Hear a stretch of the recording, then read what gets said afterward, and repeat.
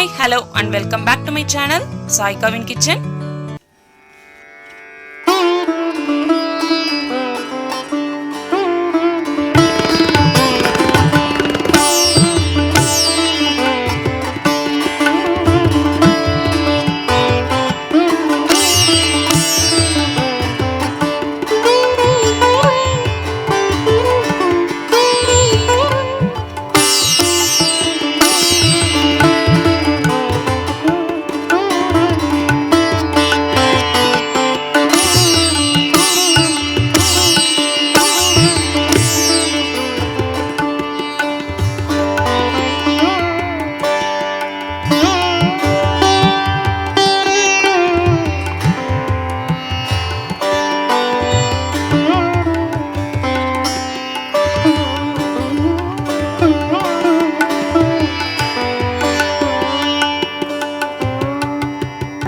இருள் நீங்கி வெளிச்சம் என்னும் மகிழ்ச்சி பொங்க சாய் கவின் கிச்சன் நண்பர்கள் அனைவருக்கும் இனிய கார்த்திகை திருநாள் நல்வாழ்த்துக்கள். நாளைக்கு கார்த்திகை தீபம்ங்கிறதுனால கடைகளில் நிறைய அகல் விளக்கு வெரைட்டிஸ் வந்துருந்துச்சு. அதில் ஒன்று இந்த துளசி மாடம் ரொம்பவே அழகாக செஞ்சுருந்தாங்க. பார்க்குறதுக்கு ரொம்ப அழகாக இருந்தது. அது மட்டும் இல்லாமல் விலையும் பார்த்தீங்க அப்படின்னா ஜோடி 40 ரூபா. அதே மாதிரி இந்த பெரிய விளக்கு இருக்குது இல்லையா, அகல் விளக்கு, அது ஜோடி 20 ரூபா. என்னதான் பல வருஷமாக நிறைய அகல் விளக்கு வச்சுருந்தாலும் ஒவ்வொரு வருஷமும் கார்த்திகை தீபத்துக்கு குறைந்தது ஒரு ஜோடி அகல் விளக்கு புதுசாக நச்சு நம்ம வாங்கி ஏற்றுறது வழக்கம். அந்த மாதிரி புதுசாக வாங்குகிற அகல் விளக்குகளை எப்படி சிக்கனமாக எண்ணெய் ஊற்றி கொஞ்சம் கூட எண்ணெய் கசியாமல் அதிகம் எண்ணெய் இழுக்காமல் ஏற்றலாம் அப்படிங்கிறதுக்கான டிப்ஸ் தான் இன்றைக்கி நம்ம பார்க்க போகிறோம். வாங்க இப்போ ஃபஸ்ட்டு டிப் என்னங்கிறத பார்த்துடலாம். புது அகல் விளக்கில் டேரெக்டாக நம்ம அப்படியே எண்ணெய் ஊற்றி விளக்கேற்றும் போது பார்த்திங்கன்னா எண்ணெய் அதிகமாக இழுக்கும், அதே நேரம் எண்ணெய் கசியும். அதை அவாய்ட் பண்ணுறதுக்காக இந்த மாதிரி பக்கெட்டில் இந்த விளக்கெல்லாம் மூழ்கிற அளவுக்கு தண்ணி எடுத்துக்கலாம். இப்போ வாங்கி வச்சுருக்க அகல் விளக்கு எல்லாத்தையுமே இந்த தண்ணியில் சேர்த்து 1 மணி நேரம் அப்படியே ஊற விட்டுறலாம். இப்போ 1 மணி நேரம் தண்ணி நல்லா ஊறிடுச்சு. எல்லாத்தையும் வெளியில் எடுத்துடலாம். இந்த வெயிலில் தான் வைக்கணும் அவசியம் இல்லை, ஃபேனு கீழே வச்சிங்கனாவே சீக்கிரமாக காஞ்சி போயிடும். அகல் விளக்கு எல்லாத்தையும் தண்ணியில் ஒரு முறை நினச்சிட்டு அதுக்கப்புறம் நம்ம விளக்கேற்றோம் அப்படின்னா எண்ணெய் அதிகமாக இழுக்காது, அதே நேரம் எண்ணெய் கசியாது. ஸோ இந்த டிப்பை இந்த கார்த்திகை தீபத்துக்கு நீங்களும் ஃபாலோ பண்ணி பாருங்கள். அடுத்ததான் நம்ம பார்க்கக்கூடிய டிப் பழைய அகல் விளக்குக்கு தான். வாங்க இப்போ என்ன டிப்புங்கிறத பார்க்கலாம். அந்த இடம் ஸ்பாயில் ஆகாமல் இருக்கிறதுக்கு கீழே ஒரு நியூஸ் பேப்பரோ இல்லை இந்த மாதிரி ஒரு கவரோ எடுத்துக்கோங்க. இது நான் போன வருஷம் யூஸ் பண்ண அகல் விளக்கு. அவ்வளோவா வெயில் அடிக்கலை அப்படிங்கிறதுனால நம்மளால் இப்போ எல்லா விளக்கையும் கழுவி வெயிலில் காய வைக்க முடியாது. ஸோ அந்த மாதிரி இல்லாமல் நம்ம சிம்பிளாக வீட்டுக்குள்ளேயே எப்படி அதை க்ளீன் பண்ணி நம்ம ஃபேனுக்கு அடியிலே காய வைக்கலாம் அப்படிங்கிறதான் பார்க்க போகிறோம். ஃபஸ்ட்டு டிஷ்யூ பேப்பர் வச்சு இந்த உள்ளுக்குள்ளே இருக்க தூசி எல்லாத்தையும் நல்லா வைப் பண்ணி எடுத்துக்கோங்க. டிஷ்யூ பேப்பர் இல்லைனாலும் பரவாயில்ல, ஜஸ்ட்டு நியூஸ் பேப்பர் இருந்தாலும் சரி, நல்லா ஃபஸ்ட்டு தூசி எல்லாத்தையுமே இந்த எண்ணெய் பிஸ்கு எல்லாத்தையுமே வைப் பண்ணி எடுத்துருங்க. அடுத்ததாக பார்த்தீங்கன்னா நம்ம வீட்டில் எல்லார் வீட்லேயுமே கோலம் மாவு இருக்கும். அப்படி இல்லைனாலும் அரிசி மாவு கண்டிப்பாக இருக்கும். அதை இந்த மாதிரி ஒரு பழைய டூத் ப்ரஷ் எடுத்து தண்ணி தொட்டு நல்லா எடுத்துக்கோங்க. அதுக்கப்புறமா இப்போ நம்ம அந்த டிஷ்யூ பேப்பர் வச்சு தொடச்சி வச்சுருக்க அகல் விளக்கு மேலே வச்சு தேய்ச்சோம் அப்படின்னா அந்த உள்ளுக்குள்ளார இருக்க அந்த எண்ணெய் பிசுக்கு எல்லாமே கம்ப்ளீட்டாக வந்துடும். ஏன்னா அந்த கோலமாவில் கொரப்பு தன்மை இருக்கிறதுனால அது எல்லாமே சுத்தமாக க்ளீன் ஆகிடும். அரிசி மாவும் இதுக்கு பதிலாக நீங்கள் பயன்படுத்திக்கலாம். இப்போ நம்ம எல்லாத்தையும் தேய்ச்சி முடிச்சுட்டு நான் உங்களுக்கு காட்டுறேன். இது பாருங்கள் ரொம்பவே எண்ணெய் பிசுக்காக ரொம்ப இதாக இருக்குது. இப்போ இதை க்ளீன் பண்ணுறதுக்கும் நான் அதே டெக்னிக் தான் யூஸ் பண்ணுறேன். கொஞ்சம் கொஞ்சமாக கோலமாவை தொட்டுட்டு தண்ணி தொட்டுட்டு தேய்ச்சோம் அப்படின்னா நல்லா மேலே உள்ள அந்த எண்ணெய் பிசுக்கு கருப்பாக உள்ளது எல்லாமே நல்லா க்ளீன் ஆகி வரும். இப்போ பாருங்கள் நம்ம கோலமாவை தேய்ச்சதுலேயே ஓரளவு நல்லா இன்டீரியரில் நல்லா க்ளீன் ஆகிடுச்சு. இப்போ மேற்கொண்டு நம்ம க்ளீன் பண்ணுறதுக்கு நம்ம வீட்டில் உள்ள டிஷ் வாஷிங் லிக்விட் ஏதாச்சும் இருக்கும் இல்லையா, அதை அதே ப்ரஷ்ஷில் எடுத்துக்கிட்டு கொஞ்சமாக தண்ணி தொட்டு நம்ம ஆல்ரெடி கோலமாவு போட்டு க்ளீன் பண்ணி வச்சுருக்க அந்த அகல் விளக்குக்குள்ளே வச்சு தேய்ச்சிட்டோம் அப்படின்னா புது விளக்கு மாதிரி நல்லா பலன்னு சூப்பராக பளிச்சுன்னு இருக்கும். நீங்கள் ஒவ்வொரு அகல் விளக்காக நார் போட்டு தேய்ச்சி கழுவிட்டு இருக்கணும்லாம் அவசியம் இல்லை. ஜஸ்ட் இந்த மாதிரி ரொம்பவே சிம்பிளாக இந்த மெத்தட் யூஸ் பண்ணி நம்ம க்ளீன் பண்ணோன்னா பழைய அகல் விளக்கு எல்லாமே புதுசு போல் பலன்னு மின்னும். இந்த டிப்பையும் மறக்காமல் நீங்கள் இந்த கார்த்திகை தீபத்துக்கு ட்ரை பண்ணி பாருங்கள். இப்போ நான் எல்லாத்தையுமே டிஷ் வாஷிங் லிக்விட் போட்டு க்ளீன் பண்ணிவிட்டு தொடச்சிட்டு உங்களுக்கு காட்டுறேன்.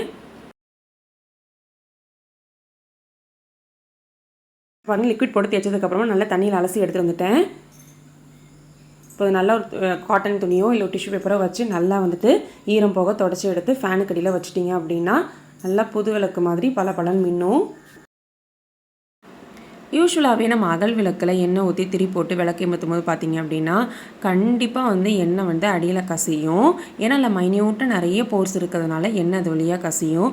ஸோ அந்த மாதிரி எண்ணெய் வந்து ஸ்பில் ஆகி இந்த இடம் வந்து ஸ்பாயில் ஆகாமல் இருக்கிறதுக்கு ஒரு சில டிப் என்னங்கிறது தான் இப்போ ஃபர்தராக நம்ம வந்து பார்க்க போகிறோம். அதே மாதிரி அகல் விளக்குக்கு வந்து திரி போடும் பொழுது பஞ்சு திரியை நல்லா மெல்லிசாக திரட்டி யூஸ் பண்ணுங்கள். அப்போ தான் விளக்கு வந்து நல்லா அணையாமல் நின்று நிதானமாக எரியும். அப்படியே நீங்கள் நூலில் திரி போட்டாலும் ரொம்ப மெல்லிசாக உள்ளதாக தின்னாக உள்ளதாக பார்த்து போட்டுக்கலாம். அந்த மாதிரி பண்ணும் பொழுதும் விளக்கு வந்து ரொம்ப நிதானமாக எரியும்.